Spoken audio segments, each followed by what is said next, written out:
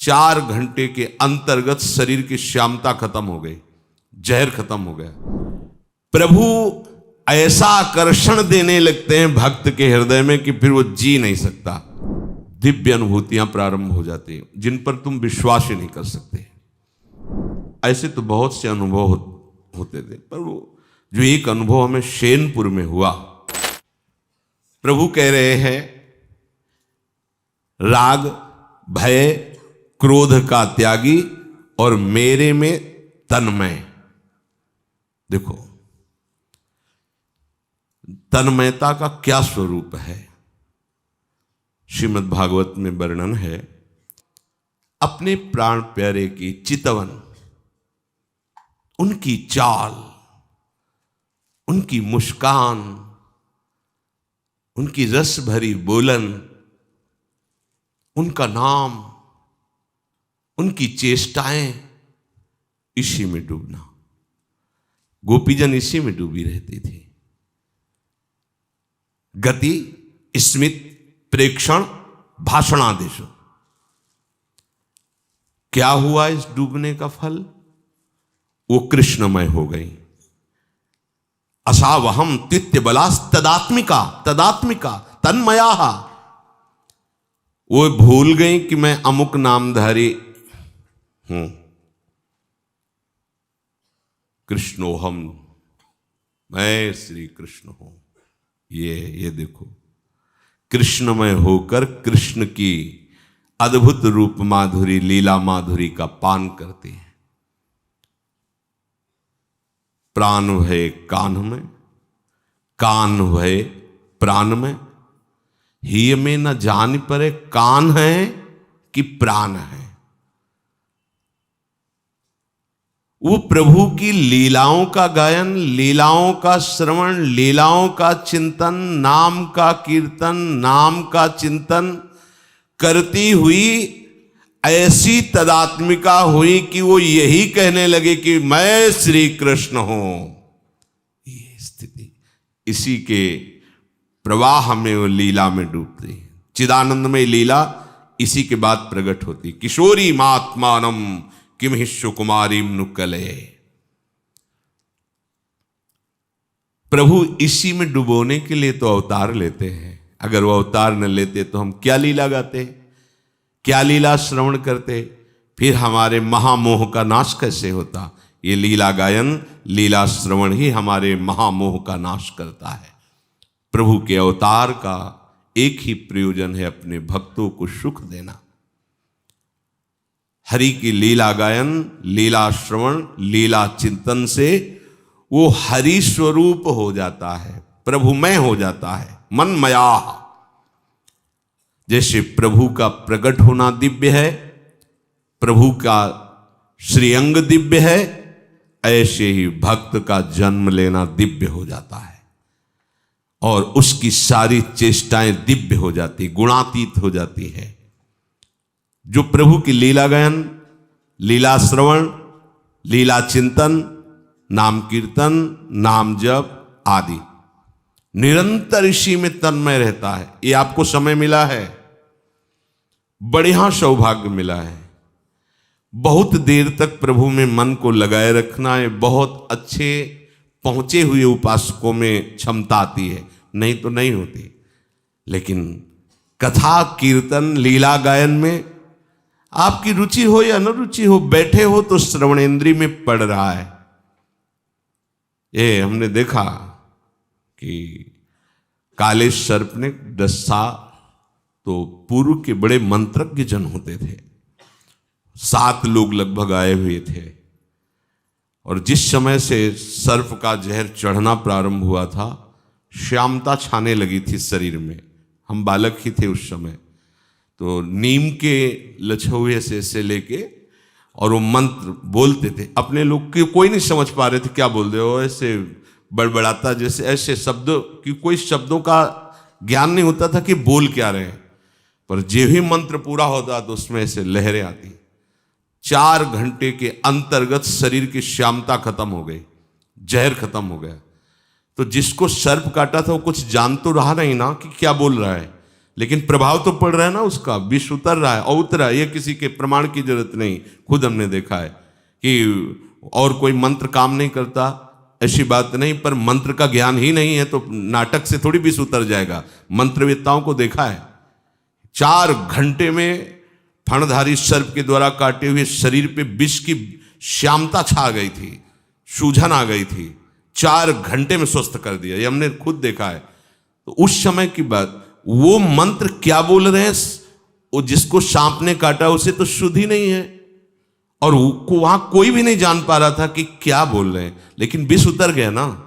ऐसे ही चतुरासी जी का गायन हो रहा है, श्रीमद राधा सुधा निधि का गायन हो रहा है, 42 लीला का गायन हो रहा है, आपको नहीं समझ में आ रहा, कोई बात नहीं, पर आपका विष उतर रहा है। जो संसार विष है, जो भोगाकर्षण है, जो अविद्या के द्वारा किए हुए पाप कर्म है, वो सब नष्ट हो रहे हैं। धीरे धीरे आप जब स्वस्थ हो जाएंगे तो समझ में आने लगेगा क्या गाया जा रहा है। फिर जब आप समझने लगेंगे तो आप जी नहीं सकते इसके बिना। ये मन मयाहा, प्रभु की शरण होकर के प्रभु का जब चिंतन किया जाता है तो शरणागति से सामर्थ्य आती है कि वो निरंतर प्रभु का चिंतन कर सके। निरंतर प्रभु का चिंतन करना केवल महाभागवत के अंदर इतनी सामर्थ्य, अन्य नहीं। ये बड़ी कठिन बात, विश्व में अगर कोई भी कठिन कार्य है तो भजन करना है। सब कार्य में मन सहयोग कर सकता है, भजन में नहीं करता, आप खुद देख लीजिए। और जो निरंतर भजन करते हैं इसीलिए भगवान उनके अधीन हो जाते हैं। प्रभु ऐसा आकर्षण देने लगते हैं भक्त के हृदय में कि फिर वो जी नहीं सकता। कुछ दूरी है जिसमें विषयों का आकर्षण रहता है, प्रभु का आकर्षण समझ में नहीं आता, ध्यान रखना। कुछ यात्रा ऐसी है, और ये यात्रा काटने के लिए केवल एक उपाय है, साधु संग। अगर साधु संग नहीं तो इस यात्रा में आप कदम आगे नहीं बढ़ा सकते, भाग जाएंगे। ये यात्रा जहां प्रभु का आकर्षण अभी अनुभव में नहीं आया और संसार का आकर्षण हो रहा है और हमको निरंतर भजन मार्ग में चलना है, ये बहुत कठिन यात्रा है। जो इसको पार कर जाते हैं उसके आगे फिर कठिन नहीं होता। ऐसी मधुर मधुर झांकी, ऐसे दिव्य अनुभव, ऐसा आनंद, उसे समझाना नहीं कि भजन सार वस्तु है, भजन करना, वो भी जी नहीं सकता। उसका रोम रोम रग रग प्रभुमय हो जाता है।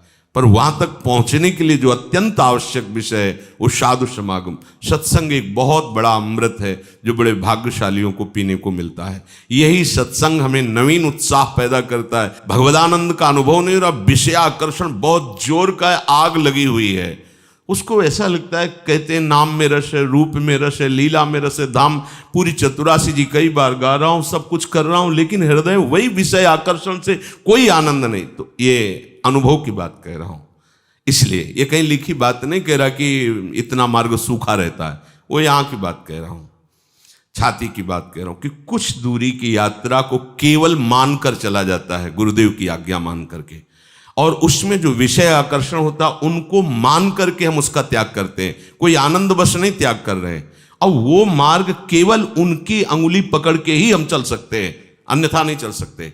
वो केवल मनोराज्य होता रहता है। और जहां उस सीमा को पार किए, वो सीमा क्या है?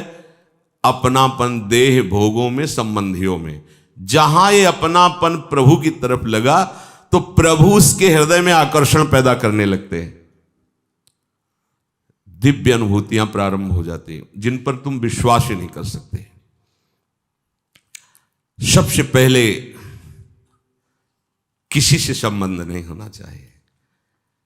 ऐसे तो बहुत से अनुभव होते थे, पर वो जो एक अनुभव हमें शेनपुर में हुआ, बड़ा दिव्य अनुभव, ठीक दोपहर का समय, वहां दिन में कोई नहीं जाता था, रात्रि की तो बात जा रही, दिन में कोई नहीं। कभी ऐसे पूर्णिमा आदि को 2-4 लोग, ऐसे एकदम जंगल, 24 घंटे में 2 रोटी और इतनी अरहर की दाल के सिवा कभी कुछ नहीं था, ही नहीं कुछ, कि वहां फल फूल लोग आ रहे जा, कुछ नहीं, एकदम ऋषि भूमि। अब भी है, तपोभूमि है वो। बस वो 2 बजे दिन में वो तो दोपहर में ऐसे कोई नींद का तो शायद सवाल ही नहीं कि नींद में थे, ऐसे नहीं। एक ऐसे बारंडा टाइप पुराना था, बहुत सी लता, गंगा जी ऐसे सामने लेटे हुए थे, मंत्राकार वृत्ति। ऐसी एक दिव्य सुगंध आई जो आज तक हमने कहीं वो सुगंध बाह्य में नहीं देखी। ऐसा लगा कहां से, मतलब सौरभ का जैसे कोई प्रवाह आ रहा हो, और जैसे जैसे सुगंध वो घ्राणेंद्रिय से अंदर आ जाती है, जैसे नशा चढ़ रहा हो। थोड़ी देर में जड़ता शरीर में आ गई, हिल नहीं सकते, एकदम जड़ शरीर, एकदम आंख खुली हुई है, पूरी चेतना है, ऐसे भी नहीं कर सकते, बिल्कुल सीधे लेटे हुए। और ऐसे लेटे लेटे गंगा जी के दर्शन हो रहे थे।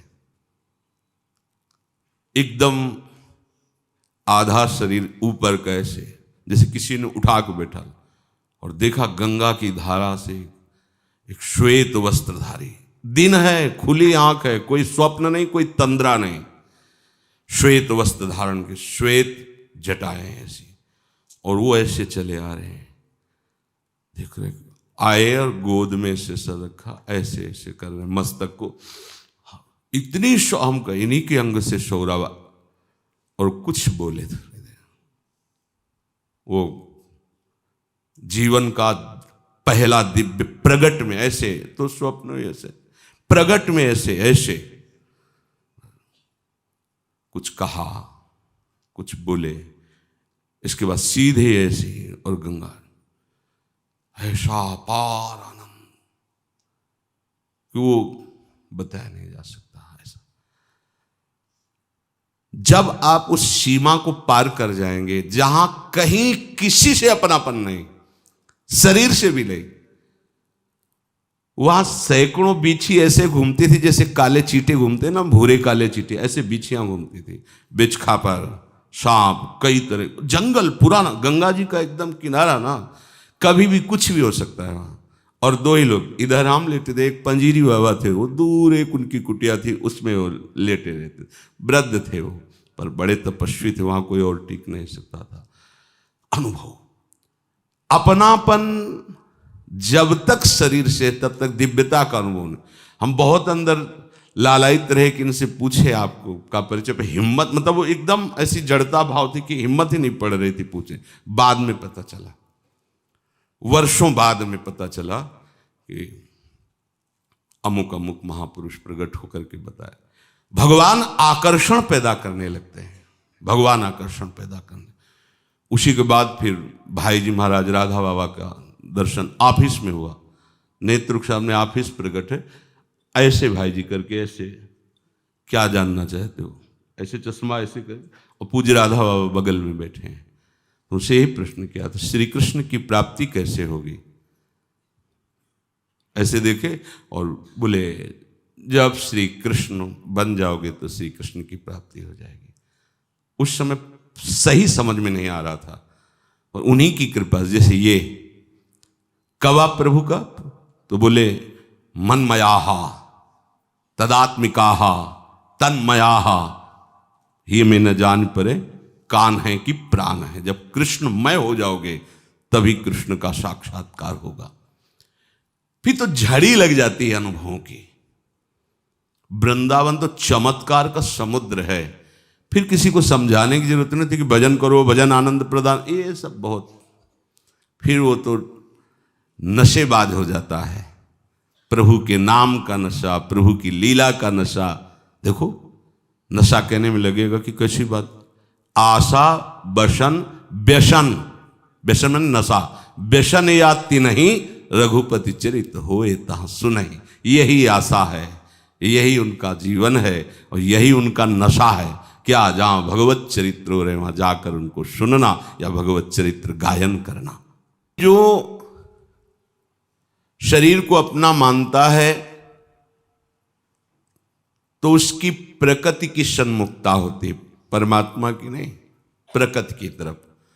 और प्रकृति नाशवान है, प्रतिक्षण परिवर्तनशील है, और दुख आदि नाना प्रकार के द्वंद्वों को प्रकट करने वाली है। दुख योनया, यहीं से दुख प्रकट होते हैं।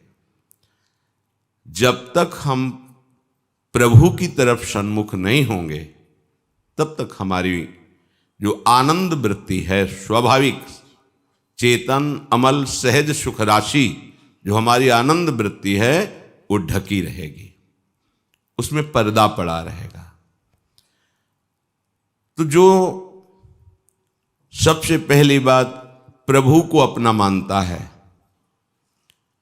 और अपने हृदय में ये बात बैठा लेता है कि प्रभु के नाम में सुख है, प्रभु के रूप में सुख है, प्रभु की लीला गायन लीला श्रवण में सुख है, और जहां लीलाएं नित्य नवीन रूप धारण करके प्रकाशित होती रहती वो धाम सुख सिंधु है।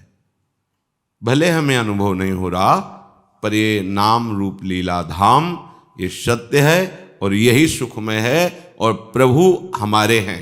ये शरीर के भोग, शरीर संबंधी ये हमारे नहीं है, ऐसा आपके मन में भी हो और तन में भी, आचरण में भी होना चाहिए, तभी आप प्रभु को जान पाए। जैसे आप इसके विपरीत चलेंगे तो आपको यह अनुभव होगा कि भगवान पक्षपाती है। देखो वो कैसा करता फिर भी सुखी है और हम दुखी हैं। प्रभु की हमारे ऊपर कृपा नहीं, प्रभु हमको प्यार नहीं करते, ऐसा अनुभव होगा आपको, क्योंकि आप विमुख हैं। सन्मुख होइए, फिर आप देखिए रोते बनेगा, क्योंकि वो प्यार समुद्र है, प्रीत की रीति रंगीलो ही जाने। बड़ा करुणामय हृदय है प्रभु को, बहुत करुणामय। आप अपनी बुद्धि से जान ही नहीं सकते हैं कि वो कितने करुणा समुद्र हैं। जब तक प्रभु को अपना नहीं मानेंगे तब तक निष्कामता नहीं आ सकती। ध्यान दीजिएगा, शरीर को अपना मानकर कोई कभी भी कहीं भी निष्काम नहीं हो सकता। फिर सुन लीजिए, शरीर को अपना मानने का तात्पर्य है भोगों में सुख बुद्धि और शरीर संबंधियों में ममता, क्योंकि यही मूल है। जो शरीर को अपना मानता है तो मानो भोगों में उसकी सुख बुद्धि है और शरीर संबंधियों में ममता है, कभी नहीं जान पाएगा। प्रभु कितना प्यार करते हैं ये जान ही नहीं पाएगा, प्रभु क्या है ये नहीं जान पाएगा। भगवान ने कृपा करी, आपको ऐसा सुंदर सुयोग प्रदान किया है भगवत प्राप्ति का, जो अत्यंत दुर्लभ है। पूज्य श्री बाबा पंडित गया प्रसाद जी महाराज कहते, यदि प्रभु ने आपको भजन करने का संयोग बैठाल दिया है, समय दे दिया है, तो अब इनसे कुछ मत मांगना, क्योंकि इससे बढ़कर इनके पास कुछ देने के लिए है ही नहीं। आपको सब कुछ दे दिया, अब ये आप थोड़ी जान पाएंगे। पूज्य बाबा वैराग्य की मूर्ति और अद्भुत विद्वान, ज्ञान की मूर्ति और अद्भुत महान भागवत भक्ति का मूर्तिमान स्वरूप, ब्रज में तो चलते फिरते गिरिराज जी कहे जाते थे पंडित गया प्रसाद जी महाराज। वो अनुभव कर रहे हैं कैसा अद्भुत प्यार प्रभु का, जो उन्होंने अपनी त्रिगुणात्मिका माया से हटा करके हमको भगवत भजन के मार्ग में लाए और भजन का समय दे दिया। ये बड़ी दुर्लभ वस्तु दे दी भगवान ने। पर देखो, शरीर को अपना मानने वाले, भोगों में सुख बुद्धि रखने वाले और शरीर संबंधियों में ममता रखने वाले इसका महत्व ही नहीं रखते।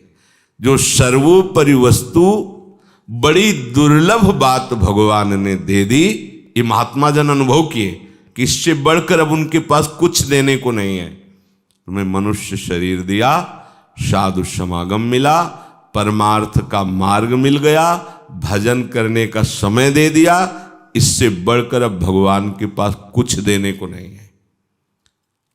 लेकिन भगवद विमुखता होने के कारण ना हम मनुष्य जन्म का आदर कर पाए, ना हम गुरुदेव का आदर कर पाए, नामदाता मंत्रदाता भगवत मार्ग में पुष्ट करने वाले, और ना हम भगवत मार्ग का आदर कर पाए, क्योंकि शरीर में अपनापन, भोगों में सुख बुद्धि और शरीर संबंधियों में ममता। तो वहीं खड़ा हो गया और रो के कहने लगा, कुछ नहीं है परमार्थ में, कहीं प्यार नहीं मिला। कैसे अनुभव करोगे?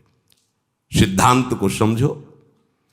जब तुम्हारा कोई अपना न रहे प्रभु के सिवा, तो आप रो रो करके कहोगे कि ऐसा करुणामय, ऐसा स्वभाव, ऐसा प्रभाव किसी का नहीं, जैसा हमें प्यार प्रभु ने दिया ऐसा किसी। जो अपने माने हुए संपूर्णता को, अपना शरीर, अपनी सामग्री, अपने संबंधी, जहां जहां अपना है, वो सब प्रभु के चरणों में समर्पित कर देता है। और प्रभु के सिवा न मेरा कोई बल है, न मेरा कोई अपना है, बस प्रभु ही प्रभु है। तो कर्मों का प्रवाह जो प्रकृति की तरफ था वो परमात्मा की तरफ हो जाता है। जो मना खष्टान इंद्रियाणि प्रकृतिस्थानि कर्षति, अब वो प्रभु की तरफ हो गया। प्रभु की तरफ होते ही ऐसा प्रकाश हृदय में हुआ कि जो अविद्या के अंधकार में कामनाओं की बाढ़ आ रही थी, ये भोगूं, ये देखूं, ये सूंघूं, ये सब खत्म हो जाता है। अब तो रूप का सार, सौरभ का सार, शब्द का सार, रस का सार प्रभु का अनुभव हो गया। हृदय में ऐसी निष्कामता कि प्रभु से भी कोई चाह नहीं रह गई। भगवत प्रेमी महात्माओं से प्रभु कहते वरदान मांगो, बोले प्रभु ये क्या होता है? नहीं, जो इच्छा तो बोले हमारी कोई इच्छा ही नहीं है, हमें मांगना ही नहीं आता प्रभु, आपको जो जैसा लगे वैसा कर दे। कैसी हृदय की स्थिति! वो नित्य प्राप्त प्रभु का अनुभव कर लेता है, वही प्रभु का परिचय पाता है। उसी परिचय को देने के लिए प्रभु अवतार लेते हैं। प्रभु के अवतार का केवल एक शब्द में समझ लो, कृपा। बस वो केवल कृपा ही कृपा है, जो अवतरित होकर ऐसी लीलाएं करते हैं जिनका गायन श्रवण करके भव समुद्र से सहज ही पार हो जाए। प्रभु की दिव्यता तभी आपके हृदय में आएगी जब आप तदात्म होंगे, प्रभु के चिंतन में डूबे हुए हैं। तभी आप प्रभु के चिंतन में तदात्म होंगे, जब जहां जहां अपनापन किया उससे हटा लो। और यही नहीं कर पाते। कई बार सत्संग में कहा है कि बहुत से जन्म तो लौकिक प्यार में चले गए, एक जन्म हम केवल गुरुदेव की आज्ञा के अनुसार प्रिया प्रीतम को देते हैं। इसमें बीच में गुरुदेव की आज्ञा शब्द इसलिए रखा कि प्रिया प्रीतम आपको डांटेंगे नहीं, वो जब डांटने की इच्छा करते हैं तो गुरुदेव की ही वाणी में आके बैठते हैं। प्रिया प्रीतम अपना सीधे परिचय किसी को नहीं बताते, वो गुरुदेव की वाणी में आकर बैठते हैं और अपना परिचय बताते हैं, अपने प्रेम का परिचय देते हैं। गुरुदेव की आज्ञा में नहीं हो तो अहंकार का राज्य रहेगा और विमुखता अंदर से बनी रहेगी। लगेगा कि हम बहुत साधन परायण हैं, बहुत बढ़िया साधन चल रहा है। अगर आपको ऐसा अनुभव हो रहा है तो आपका अहम है, वो अहम। जब तक अहम है तब तक भगवत राज्य की दिव्यता में आपका प्रवेश नहीं होगा। प्रभु को जानने के लिए उपासक में ये बात अत्यंत आवश्यक है, आगे के श्लोक में बता रहे हैं। जिसका राग बीत गया है, खत्म हो गया है, कहीं किसी से भी राग नहीं, ना अपने शरीर से, न संबंधियों से, न भोगों से। अवीत भय, जिसका भय नष्ट हो गया है। वीत क्रोधा, जिसका क्रोध खत्म हो चुका है, तीनों पर वीत लगा। वीत, राग, भय, क्रोधा। किसी से, किसी वस्तु, व्यक्ति, स्थान से राग नहीं। कितनी कृपा लाडली जी की कि मुझ प्रमादी को ऐसे अपने साधन में घेर रखा कि चाहते हुए भी हम विषय सेवन नहीं कर सकते, और ना चाहते हुए भी हमें भजन मार्ग में चलना ही पड़ेगा। इसे कहते हैं कृपा। प्रमादी साधक समझता है परतंत्रता इसे। हाँ, हम कहते हैं अगर ऐसी परतंत्रता स्वीकार कर ली तो तुम काल के भी परतंत्र नहीं हो सकते। समुझ जाए शरण ते डरत ना काल डर, जिए काल बस ना परे। वो जी रहा है पर काल के अधीन होके नहीं, प्रियालाल के अधीन होकर, गुरुदेव के अधीन होकर। अज्ञान के कारण मंगलमय बात को तुम अमंगल समझते हो। तुम्हारे मन को घेर लिया गया है, अभी बचेगा नहीं, मरेगा। और मरा हुआ मन प्रियालाल के लीला राज्य में प्रवेश पाता है। कितना अहोभाग्य। हम जो समझ नहीं पाए थे उसको समझाने की जगह हमें अनुभव कराया जा रहा है। एक होता है समझाना, एक होता है अनुभव कराना। हम जा ही नहीं सकते, कुमार्ग के लिए अवसर ही नहीं है, कहीं कोई अवसर नहीं। प्रश्न उठ सकता है भाई घूमना चाहिए, दर्शन आदि। हाँ घूमिए, अंतर में घूमिए और ढूंढिए कोई भी कूड़ा करकट न रह जाए, और भाव के पाद पल्लो जिनके चल करके हमारे हृदय में आएंगे, पावड़े बिछाइए भाव के, क्योंकि अत्यंत सुकुमार जिनके श्री चरण कमल हैं वो आ रहे हैं। कहाँ? स्वयं हमारे हृदय में अनुभव कराने के लिए। जब आप साधन में, भजन में तन्मय होंगे तो प्रभु के पास तुम्हें जाने की जरूरत नहीं होगी, वो स्वयं आ जाएंगे। ध्रुव जी इसी मधुवन में, मथुरापुरी में जब निरंतर भजन की वृत्ति धारण की और तदात्म भाव से अपने प्राणवायु को रोक लिया तो समस्त ब्रह्मांडों की प्राणवायु रुक गई। सांप बड़े बड़े ईश्वर कोटि के प्रजापालक प्रभु से प्रार्थना करने लगे, प्रभु रक्षा करो। प्रभु जैसे मां अपने बच्चे को दुलार करने के लिए भागती, ऐसे भागे। और वहां शब्द आया ध्रुव जी के दर्शन करने के लिए भागे। प्रभु ध्रुव जी के दर्शन करने के लिए भागे। तुम ऐसी उपासना करो कि प्रियालाल गलबहियां दिए हुए बात करते करते युगल सरकार हृदय रूपी निकुंज में पधार जाए। आ गए, आह निहाल हो गए। अब दर्शन करना थोड़ी है, अब तो हमारे नेत्रों में बस गए। पिय मूरति नैनन बसे तेहि रस रहाय समाए। और यदि आप उपासना की परतंत्रता में नहीं है तो आप वहीं बैठ जाओ जहां तुम्हें दर्शन करने की भावना है। फिर देखो क्या दर्शन कराता है मन। देख लो, हमने तो देखा है क्या दर्शन कराता है।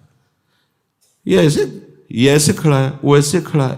प्रपंच देखोगे, सामने सच्चिदानंद प्रभु है, उन पर दृष्टि नहीं टिक सकती, क्योंकि वहां अपनापन नहीं है। इसलिए अपनापन कर लो तो अभी हृदय में विहार शुरू हो जाए। नारायण स्वामी कह रहे हैं, नारायण या गौर श्याम को हृदय निकुंज बसइये, आज इन दोन पे बलि जइये। रूप रास मृदुहास ललित अति, कैसी शोभा प्रिया प्रीतम की। वो संपूर्ण शोभा के साथ आपके हृदय में आ जाएंगे। पर वीत राग, बीत भय, बीत क्रोध, खत्म हो गया क्रोध। अब भय नहीं रहा, अब किसी से राग नहीं रहा। राग से ही भय और क्रोध होता है। शरीर में राग है तो भय है। पता नहीं कौन हमारे प्रतिकूल हो जाए, दुख दे दे, कष्ट दे दे। अनुकूलता में बाधा पड़ी राग होने के कारण तो क्रोध प्रकट हो गया। ये राग ही भय और क्रोध को प्रकाशित करता है। जब तक राग है तब तक प्रभु का परिचय नहीं जान सकते, क्योंकि प्रभु का परिचय और मिलन अनुराग से होता है। मिलहि न रघुपति बिनु अनुरागा। अनुरागा प्रभु कहते हैं राग भय और क्रोध से जो सर्वथा रहित है। इतने में ही बात नहीं रुकी। मनमया, मेरे में तन्मय है। प्रभु की तन्मयता ये बड़ा विचारणीय विषय है। कबीरदास जी कहते हैं ठाढ़े बैठे परे उताना, कबीर कहें हम रहें ठिकाना। हम हर समय अपने ठिकाने पे रहते हैं, एक क्षण के लिए भी अपने प्रीतम का चिंतन ना छूटे। ये मनमया, उसको सहज शब्द में तन्मया। जब तक प्रभु में आप तन्मय नहीं होंगे तब तक आप प्रभु का परिचय नहीं जान सकते। तो प्रभु की तन्मयता में यही बाधा पहुंचाते हैं जो पहले वर्णन किए गए, राग, भय और क्रोध।